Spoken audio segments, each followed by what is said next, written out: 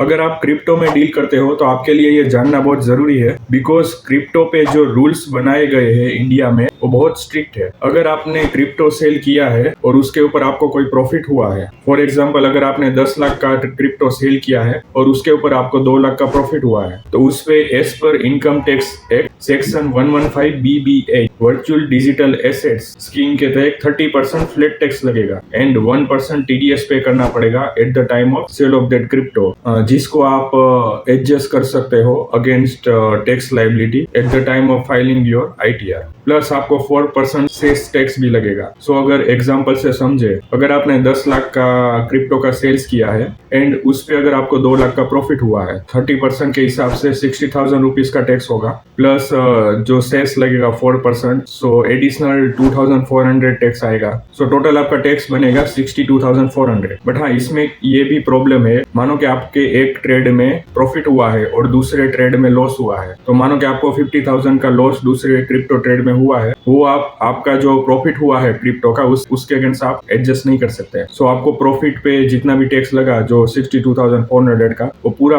पे करना पड़ेगा। इसका मतलब क्या हुआ, प्रॉफिट पे गवर्नमेंट साथ है बट लॉस पे नहीं है। ऐसी जानकारी के लिए हमें फॉलो कर लेना और मिलते हैं नेक्स्ट वीडियो में। Till then bye bye.